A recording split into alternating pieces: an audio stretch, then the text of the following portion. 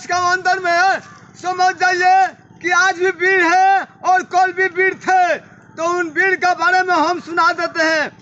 अरे अरे भारती भैया अरे रौरा बड़ी भाग है आ रौरा देशवा में जन्म ली हले अरे वीरवा महान है ए रौरा देश में जन्म ले हले वीरवा महान है।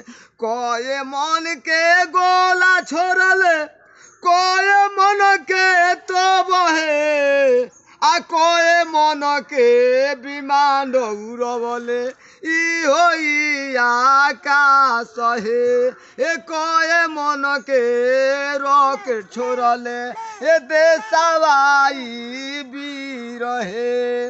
अब दुल्हन न रहले दे देले जान है आ केतना वीरलो शहीद भइले देशवा महान है केतना वीरलो शहीद भइलो ओ देशवा महान है। केतना ले श्रद्धालु वीर तेज देले देश है आसान आपन नाही छोड़ले आ वीरवा देखवले हे ए सान आपन नाही छोड़ले ना झुके देले निशान हे।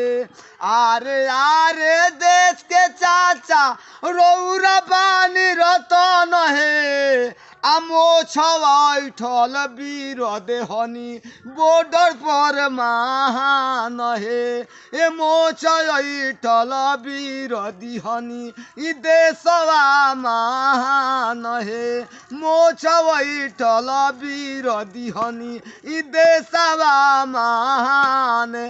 आज भी हमारा देश महान है और कल भी रहेगा। भारतीय जिंदाबाद कभी भी है आज भी है कल भी रहेगा।